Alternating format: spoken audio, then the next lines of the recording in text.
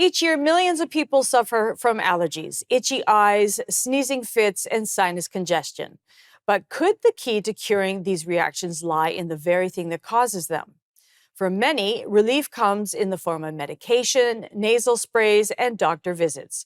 But there's a persistent question that comes up time and time again for those looking for a long-term solution.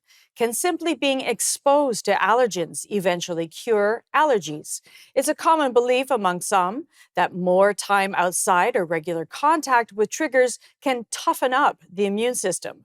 The idea that gradual exposure to allergens can cure allergies has gained popularity, but is it backed by science? We sat down with Dr. Abhishek Raut, medical director at Appletree Medical Group, to discuss if there is any truth behind whether spending more time outside will help people get used to allergens like pollen. Well, spending more time outside is generally very healthy, but it's not going to make your body get used to these allergens like pollen. But there is some science behind this gradual exposure, which helps certain allergies. And that concept really is immunotherapy, where we give controlled exposure to allergens, and that really helps train the immune system to tolerate them over time. For seasonal allergies like hay fever caused by pollen, immunotherapy is typically done by allergy shots or sublingual tablets, which is typically prescribed by a physician. And then that allows us to slowly build that resistance to the offending allergen or molecule. And over time, you're not going to have the same sensitization or effect to it there. Interestingly, we do see early exposure to allergens, like growing up with pets, can reduce the risk of developing allergies later on in life. And also introducing some allergenic foods like peanuts to infants in a very small period and a very controlled period has been also shown to lower that likelihood of developing food allergies. Dr. Raut also unpacked the difference between how children and adults react to allergens over time and what role genetics play. Typically, when we look at children and allergies, early exposure seems to make a huge difference. A lot of studies suggesting that early exposure to allergens like pets, certain foods, can help children develop a tolerance and reduce the risk of allergies later on in life. Part of that is because they have a fairly immune and flexible immune system. So while it's still developing, making them prone to certain small allergic reactions, certainly can help and can make that immune system actually more flexible with it as well. There's finally for children this potential to outgrow allergies.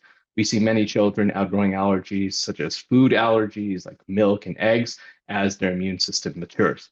For adults, however, new allergies can actually develop later on in life. And even though they may have had no allergies as children, we do see adults getting these allergies later on. We call this adult onset allergies. We do see more severe reactions at times as well with this, and they can be more persistent and severe.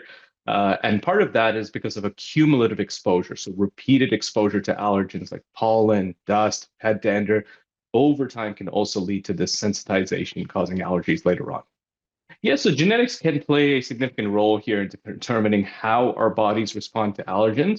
They're not the only factor, though, but they do play a significant factor. Allergies, as we know, tends to run a little bit in families, meaning if one or both parents have allergies, their children are more likely to develop allergies. How more likely? Well, studies do show if one parent has allergies, the child has a 50% chance of developing similar allergens.